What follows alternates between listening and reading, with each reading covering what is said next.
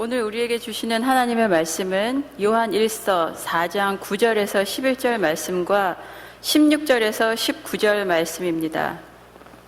하나님의 사랑이 우리에게 이렇게 나타난 바 되었으니 하나님이 자기의 독생자를 세상에 보내심은 그로 말미암아 우리를 살리려 하심이라. 사랑은 여기 있으니 우리가 하나님을 사랑한 것이 아니요 하나님이 우리를 사랑하사 우리 죄를 속하기 위하여 화목제물로 그 아들을 보내셨음이라. 사랑하는 자들아, 하나님이 이같이 우리를 사랑하셨은즉 우리도 서로 사랑하는 것이 마땅하도다. 하나님이 우리를 사랑하시는 사랑을 우리가 알고 믿었노니 하나님은 사랑이시라. 사랑 안에 거하는 자는 하나님 안에 거하고 하나님도 그의 안에 거하시느니라. 이로써 사랑이 우리에게 온전히 이루어진 것은 우리로 심판날에 담대함을 가지게 하려 함이니 주께서 그러하심과 같이 우리도 이 세상에서 그러하니라. 사랑 안에 두려움이 없고 온전한 사랑이 두려움을 내쫓나니 두려움에는 형벌이 있음이라. 두려워하는 자는 사랑 안에서 온전히 이루지 못하였느니라. 우리가 사랑함은 그가 먼저 우리를 사랑하셨음이라. 이 말씀은 살아계신 하나님의 말씀입니다. 아멘. 대강절 이 설교 시리즈를 시작하면서 저희들 소망하는 것은 가정에서 저희들이 가정 예배를 우리 젊은 자녀들이 있는 그 가정에서 가정 예배를 드리게 되기를 원합니다. 우리 어르신들도 가족이 이렇게 오게 되면 일주일에 한 번 정도 가정 예배를 드리기 원하고요. 그래서 우리 아마 이 대강절 이때에 묵상을 하도록 묵상집이 다 받으셨을 겁니다. 이 묵상집을 가지고 가정에 하나씩 가지시고 말씀을 나눠주시기 바라고요. 이 가정 예배를 좀 드리는 방법에 대해서 잠깐 얘기하도록 화면을 잠깐 좀 봐주시면 감사하겠습니다. My name is Hoon Kim, and I'm the pastor for Greenhouse Church at Calvary Korean United Methodist Church.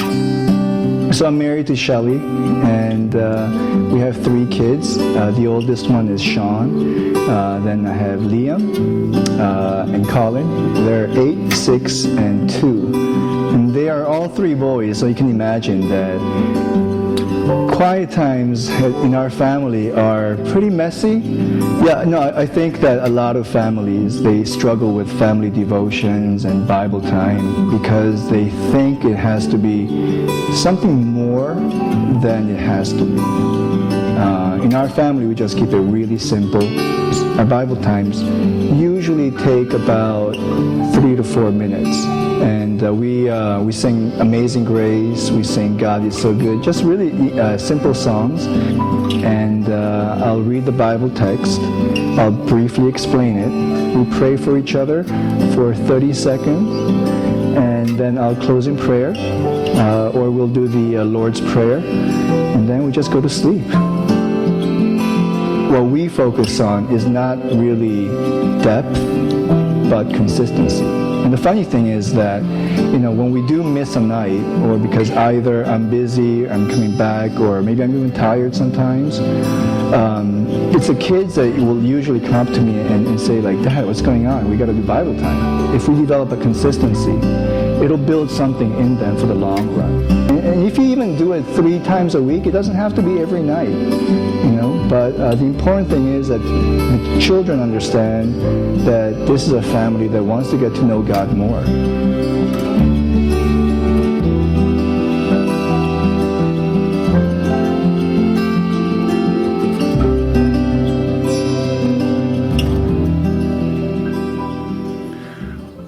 어린 가정 있는 어린 아이들이 있는 가정들뿐만 아니라 자녀들이 먼 데서 돌아왔을 때도 그렇고 제가 부모님들께 꼭 부탁드립니다.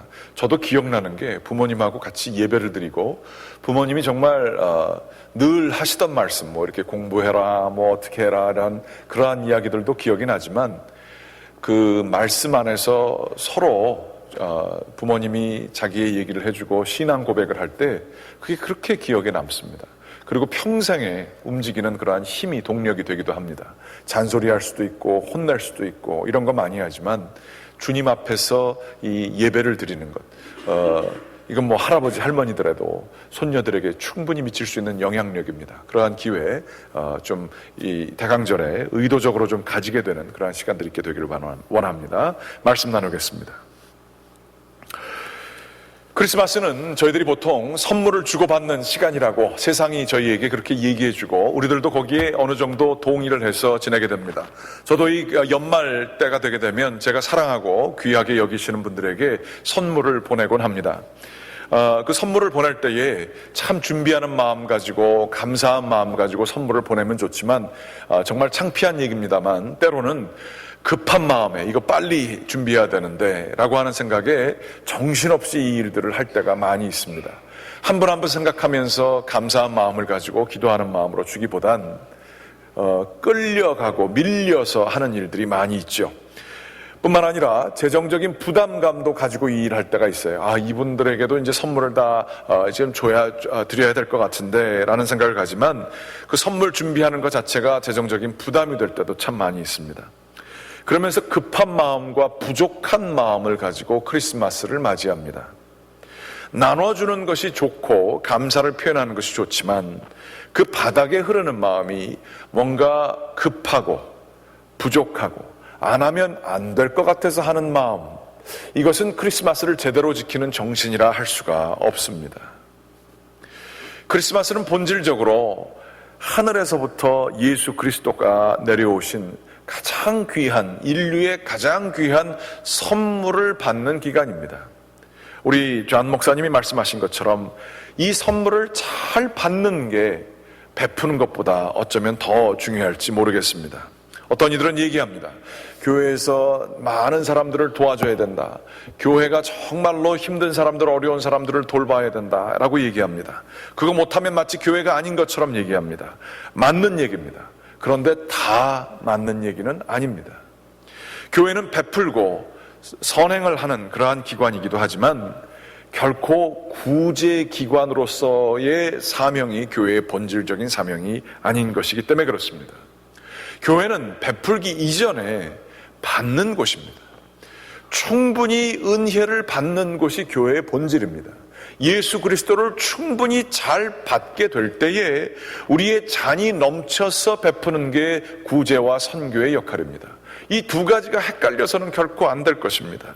교회를 평가하게 될 때에 진정으로 그들이 예수를 받았는가 안 받았는가 여기에 집중해야 되는 것은 우리들이 잘 알고 있는 얘기입니다.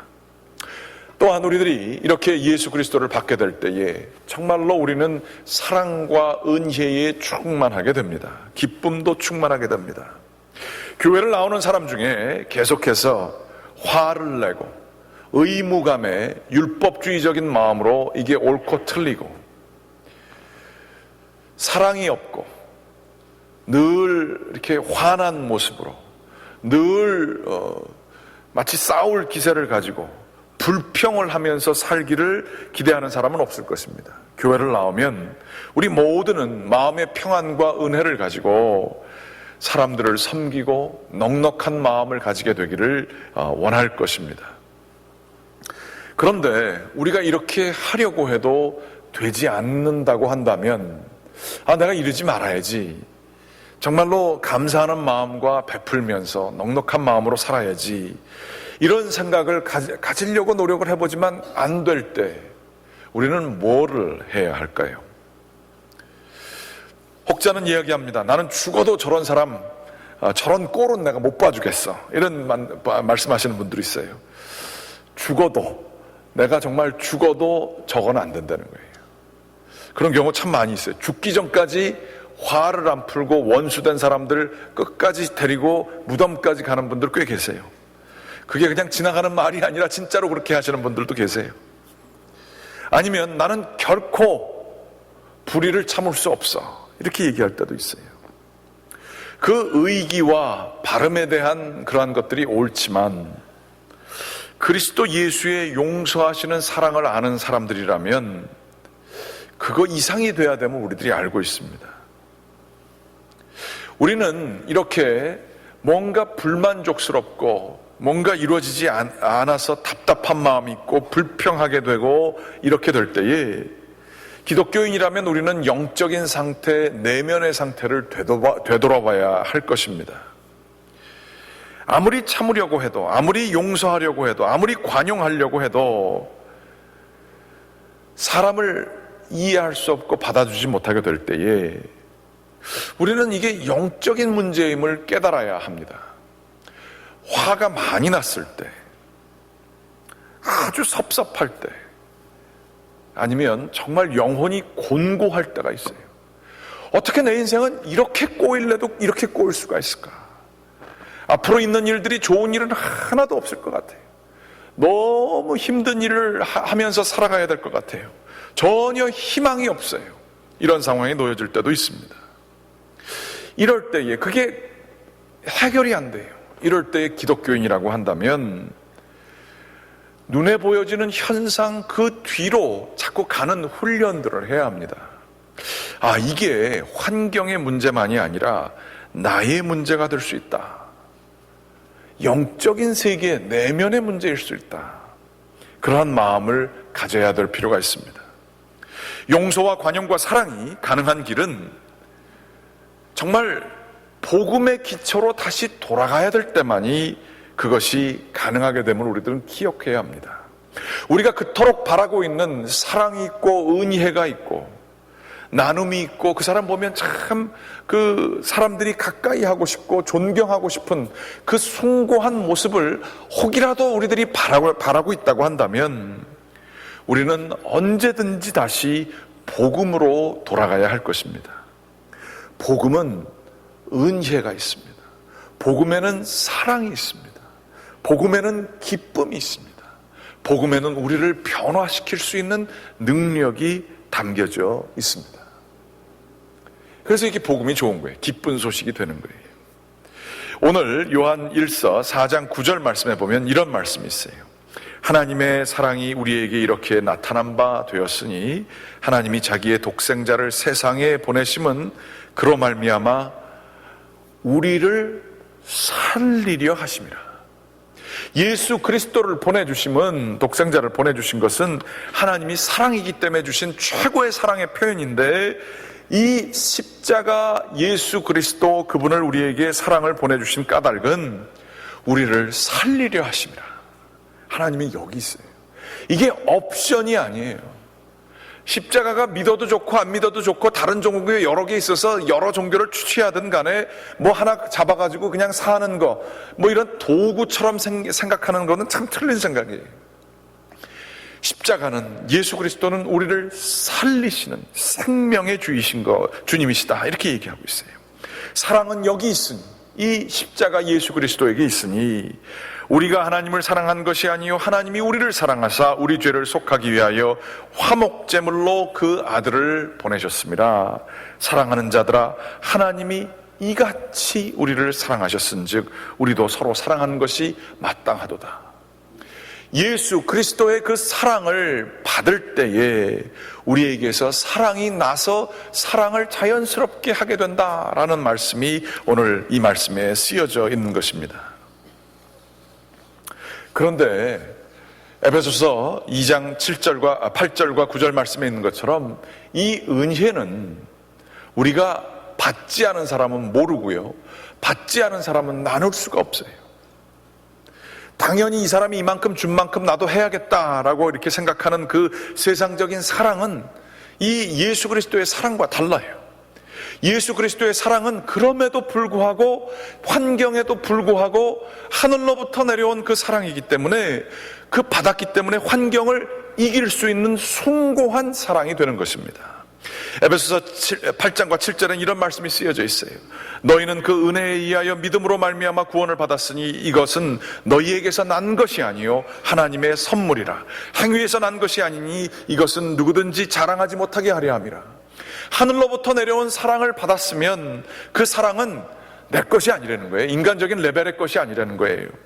그것을 하나님의 선물이기 때문에 그걸 잘 받으면 세상 사람들은 가지지 않은 것을 우리를 받았기 때문에 그걸 나눌 수 있다는 거예요. 그런데 그것은 우리의 행위나 노력에 의해서 얻어진 것이 아니기 때문에 누구도 자랑하지 못하는, 그저 감사함으로 화답할 수밖에 없는 게 이 선물이다라고 하는 이 말씀인 것입니다. 그런데 이 기독교가 사랑과 은혜의 종교잖아요. 근데 교회 안에서도 자꾸만 이게 이 죄된 모습과 은혜의 모습이 이렇게 돼야 되는데, 교회 안에서도 이게 저도 모르는 사이에 저도 빠져들어갈 때가 있어요. 옳고 그름의 문제만 얘기할 때가 많아요. 한번 곰곰이 사람들 얘기하는 걸 들어보세요. 내 생각을 한번 곰곰이 기도하면서 되돌이켜 보세요. 뭐가 옳고 그르냐를 가지고 그렇게 우리들은 열정적으로 반응합니다. 어떻게 저 사람이 저럴 수가 있어? 교회가 어떻게 저럴 수 있어? 뭐 장로가 어떻게 저럴 수 있어? 저 사람은 저렇게 많이 받아놓고선 어떻게 저렇게 쫀쫀할 수 있어? 어떻게 내 자식이 이럴 수 있어? 부모가 내게 이럴 수 있어? 옳고 그름이 우리의 생각을 그렇게 좌우합니다.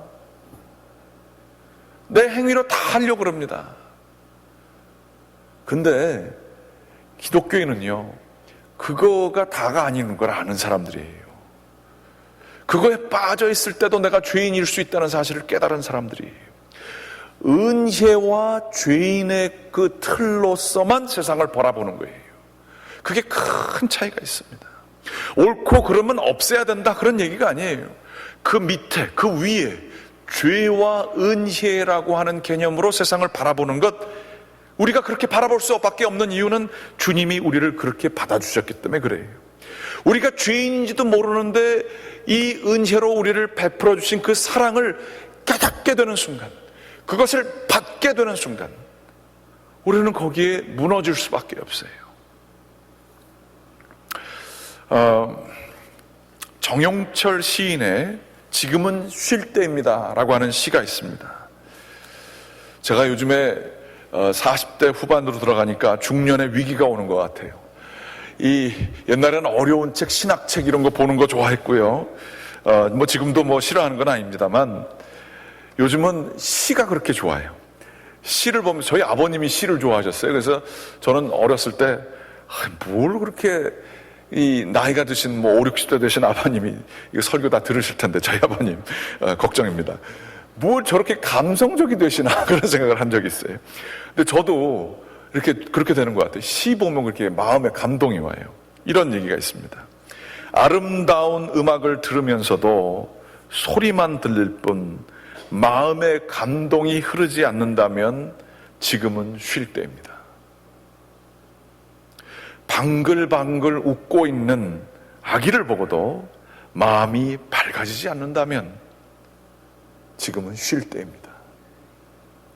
식구들 얼굴을 마주 보고도 살짝 웃어주지 못한다면 지금 쉴 때입니다. 아침에 눈 떴을 때 창문을 비추는 아침 햇살이 눈부시게 느껴지지 않는다면 지금은 쉴 때입니다. 오랜만에 걸려온 친구의 전화를 받고 바쁘다는 말만 하고 그냥 끊었다면 지금은 쉴 때입니다. 사랑하는 사람과 헤어진 뒤 멀어지는 뒷모습을 보기 위해 한 번 더 뒤돌아보지 않는다면 지금은 쉴 때입니다. 좀 감동이 오십니까? 여러분 어떠세요? 너무 바쁘게 정신없이 지내느라 이러한 마음이 밝아지는 하나님이 주시는 은혜가 각처에 있어요. 우리 영암만 띄어지게 되면, 마음의 시각만 달리하게 되면 얼마나 감사할 조건들이 많은지 몰라요. 음악이 우리의 마음을 사로잡을 수도 있고요. 애기 하나 보면 그냥 뭐 애네 그러고 지나치는 게 아니라 거기서 떠나지 못하는 그러한 마음이 생길 수도 있어요. 가족들 얼굴 보면서 아유 내 가족이어서 정말 고맙지 이런 생각이 아니라 아유 저 화상, 저놈의 평생 왼수, 이거 언제까지 이러고 살아야 되나, 이런 마음 가지고 살면 쉴 때입니다. 아름다운 햇살들이 있어요. 주일날 가족이 다 옷 차려입고 운전하면서 오게 될 때 참 보면서 아이 참 감사하다. 이게 이렇게 돼야 돼요. 그게 은혜가 있는 사람이에요. 근데 그게 아니라 뭐 그냥 마음이 너무 분주하고 빨리 예배 끝나고 오늘은 뒤에서 사람들하고 얘기하지 않는 거야. 친교 그런 거 필요 없어. 빨리 가서 빨리 보고 빨리 가자. 여기 그런 마음 가지고 여기 계신 분 내가 있는 줄 알아요. 예. 아이 사람들하고 괜히 얘기하지 마. 그냥 당신이 하도 오래 있어가지고 나 그러고 가잖아. 그러면서 얘기하고, 사람들 얘기하면 뭐해 그거 다 쓸데없어. 그런 얘기하고 그렇게 갈 때가 있어요. 지금은 쉴 때입니다. 쉬셔야 돼요. 교회를 안 나오면 쉴 수 있는데 나 교회 나왔는데 이렇게 생각할지도 몰라요. 영혼이 쉴 때예요. 근데 저는 이거 읽으면서 지금은 쉴 때입니다, 그런 생각도 많지만 조금 더 정확하게는 지금은 울 때입니다, 그게 맞지 않나 싶어요. 내가 이 문제 조금만 더 하면, 내가 이거 조금만 더 열심히 하면 이거 해결할 수 있을 거야. 지금 막 물에 빠지는 것 같아요. 그래서 이거를 막 하게 되면 이제 나중에 쉴 수 있을 거야. 그럼 막 살아요. 정신없이 살아요. 근데 그렇게 산 지가 10년이에요. 20년이에요. 내가 이렇게 하는 이유는 다 희생하기 위해서 하는 거지. 그러고 막 열심히 살아요. 불안해가지고 살아요. 근데 그렇게 산 지가, 그렇게 안 산 지가 언젠지 기억이 안 나요. 그 울 때입니다, 쉴 때가 아니라. 사람 보면 만족스러운 사람이 없어요. 다 틀려 보여요. 마음에 드는 인간 하나도 없어요. 그 울 때입니다. 욕할 때가, 불평할 때가 아니라 자기의 영혼을 위해서 울 때입니다.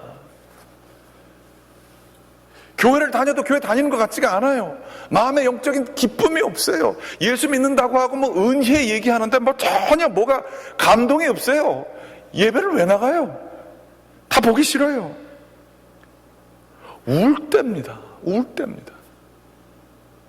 세상에는 존재하는 모든 것들이 참 아름다운 것들이 많아요. 근데 그런 것들을 느끼지 못하는 것은 내 영혼이 강팍하고, 내가 이 세상에 바쁘고 이렇게 해서 성과를 올려야 되고 그래야 내 존재가 인정받고, 그렇지 않으면 무시당할 것 같아가지고 사는, 그리고 세상에 기쁨이 없는, 뭔가 소유만 더 해야만 될 것 같은 세상의 영에 붙들렸기 때문이에요.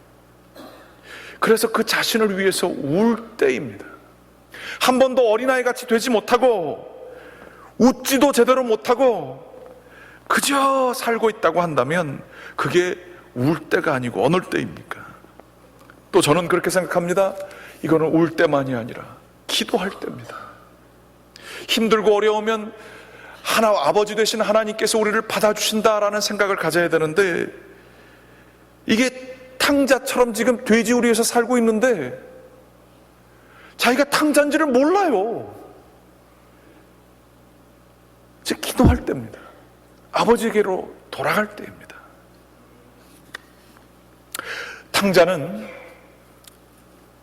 자기 아버지가 가진 재산을 마치 자기 것이라 생각하고 내 마음대로 다 할 수 있다고 생각했습니다. 탕진하고 친구들과 함께 지내고 쾌락을 쫓아서 삽니다.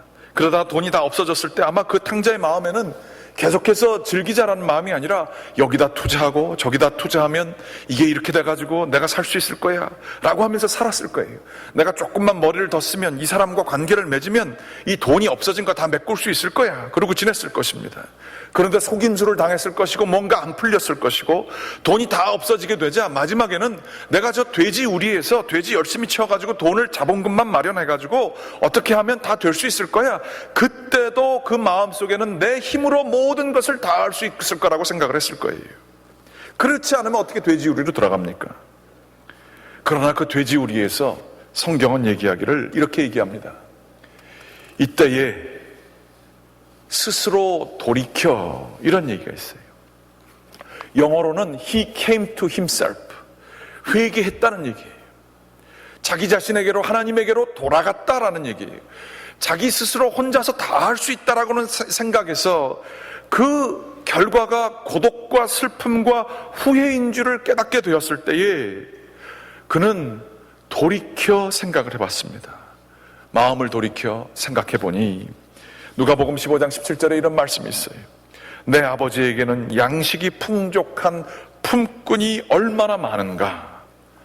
품꾼이고 일하는 사람들인데도 아버지께서 다 베풀어 주셔가지고 잘 살고 있는 사람들이 많은데 나는 여기서 줄여 죽게 생겼구나. 돼지가 먹는 주염나무 열매를 먹으면서 그 쓰레기 같은 것들을 먹으면서 난 죽게 생겼구나. 아버지 떠나서, 나를 구속하는 것 떠나서 살면 다 될 줄 알았는데 이게 내 삶이 오히려 죽는 삶이었구나. 그가 회개하게 되었을 때에, 그가 돌이키게 될 때에 그런 아버지께서 나와서 얘기합니다. 저는 아버지 내가 하늘과 아버지께 죄를 지었사오니 지금부터는 아버지의 아들이라 일컬음을 감당하지 못하겠나이다. 그런데 놀랍게도 이 아버지는 그 아들, 자기 돈을 다 띄어먹고 탕진해가지고 돌아오는 이 아들을 신발을 신지 않고 나와서 기다리고 계셨어요. 아들이 온다는 연락을 받은 것이 아닌데도 늘 창문 바깥을 보며 아버지를 기다리셨다는 거예요. 이 아버지를 그 아들이 경험하게 되었을 때 그 아들이 어떻게 됐겠어요? 완전히 변화가 됐겠죠. 아버지께로 돌아와 삶을 살았겠죠. 한번 우리들이 생각해 보게 되길 원합니다. 언제 주님 앞에 아버지, 제가 이거 다 제 힘으로 하려고 그랬는데 이거 허망한 겁니다. 주님이 좀 해결해 주세요. 제 마음 어렵고 계속 어려워지는 것 같지만 하나님이 내 아버지시면 이 모든 것 주님께서 책임져 주실 것을 제가 믿습니다. 하나님 앞에서 쉼을 가지신 적이 언제십니까? 하나님 앞에서 기도하신 적이 언제십니까? 하나님 앞에서 우신 적이 언제십니까? 그게 받는 자의 자세입니다. 주님, 제가 영혼이 곤고합니다. 주님, 저를 좀 받아주시옵소서. 그렇게 스스로 돌이키게 될 때에 주님은 저희들을 늘 받아주시는 분이십니다. 요한 1서 4장 16절서부터 19절까지 말씀, 이런 말씀이 써 있습니다. 같이 한번 읽어보실까요? 하나님이 우리를 사랑하시는 사랑을 우리가 알고 믿었노니 하나님은 사랑이시라. 사랑 안에 거하는 자는 하나님 안에 거하고 하나님도 그의 안에 거하시느니라. 이로써 사랑이 우리에게 온전히 이루어진 것은 우리로 심판날에 담대함을 가지게 하려 함이니 주께서 그러하심과 같이 우리도 이 세상에서 그러하니라. 사랑 안에 두려움이 없고 온전한 사랑이 두려움을 내쫓나니 두려움에는 형벌이 있음이라. 두려워하는 자는 사랑 안에서 온전히 이루지 못하였느니라. 우리가 사랑함은 그가 먼저 우리를 사랑하였음이라. 아멘. 여기 18절 말씀 보세요. 두려움이 사랑 때문에 쫓겨난대요. 우리 깊은 곳에는 모든 사람들이 두려움이 있어요. 이게 잘 되지 않으면 어떻게 할까? 이 일이 이렇게 되면 어떻게 할까? 저 사람이 나를 배신하면 어떡할까? 뭐 상처받으면 어떻게 할까? 두려움이 많아요.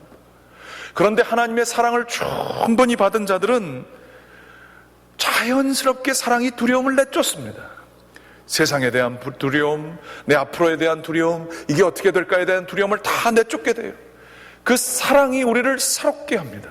이게 하나님께서 저희에게 우리를 살리려고 예수 그리스도를 보내주셔서 우리에게 주시고자 하는 것이 바로 이것인 줄 여러분들 믿으시기 바랍니다.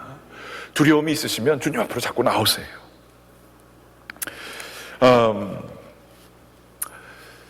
어떤 중년이 다 지나간 초로에 남자가 버스 안에 있었다고 합니다. 근데 그 버스 안에는 한 세 커플이 아주 신이 나서 어딘가 여행을 떠나고 있었는데 막 자기네들끼리 신나게 떠들고 있었다고 합니다. 그런데 버스 안에 사람들이 많지가 않았는데 자기네들이 떠들다 보니까 저기 어떤 그 초로에 한 50 후반 60대 이렇게 된 사람인 것 같아요. 그 사람이 조용히 어두운 얼굴로 있자 이 친구들이 멀쭉해져 가지고 어떤 친구가 나가가지고 물어봤습니다. 이름이 뭐세요? 그랬더니 그 이름이 빙고라 그랬답니다. 그러면서 이런저런 얘기를 했어요. 지금 어디로 가시는 길이에요?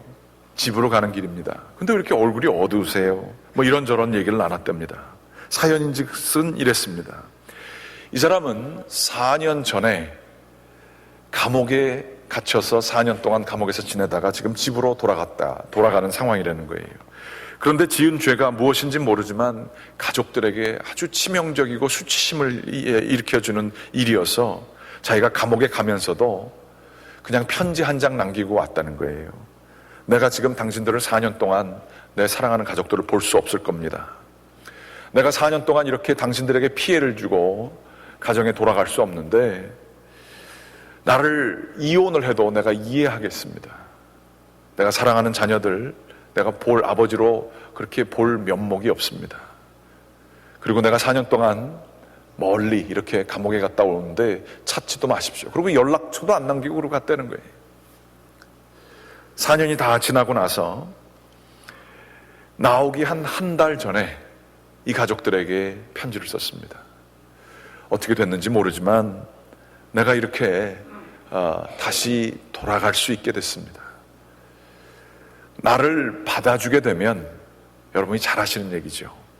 집 앞에 있는 참나무에 노란 손수건 하나를 좀 걸어 주십시오. 그러면 당신들이 나를 받아주는 건 줄 알고 버스를 내려서 그 집으로 들어가겠습니다. 그리고 편지를 썼다는 거예요. 그리고 한 달 뒤에 날짜가 돼서 지금 가고 있는 거고, 그래서 지금 자기는 초조하노라고, 가족들이 나를 받아주기를 원하노라고, 그렇지만 안 돼도 내가 어떤 면목이 있어서 가겠느라고 그러면서 차를 타고 버스를 타고 가고 있다고 얘기를 한 거예요.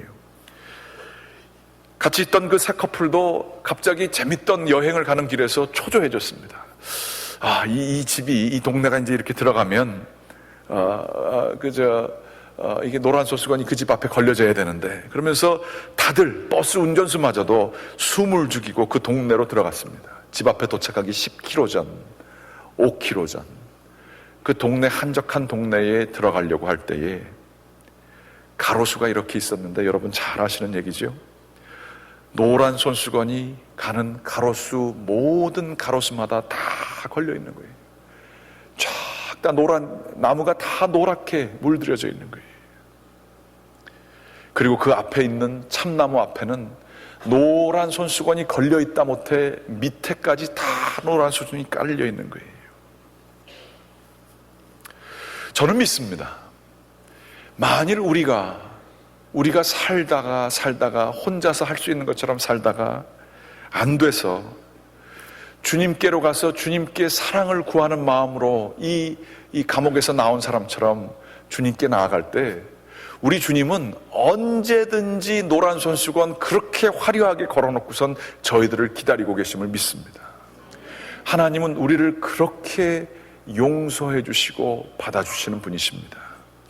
탕자의 아버지가 맨발로 나오시는 정도가 아니라 모든 타운의 나무들을 노란 손수건으로 다 적신 그 가족들의 사랑, 내가 당신을 용서합니다. 4년 동안 연락처도 안 남기고 어딘지도 모르고 떠난 당신을 내가 지금 받아들이겠습니다. 아버지가 아버지 노릇 4년 동안 못해도요, 저희가 용납하겠습니다. 그 마음을 기다리는 심정으로 노란 손수건을 건 그 가족들처럼 하나님은 우리를 그렇게 사랑해 주고 계십니다. 이 사랑을 받아들이게 될 때에 우리는 그 은혜에 정말로 넘어질 수밖에 없습니다.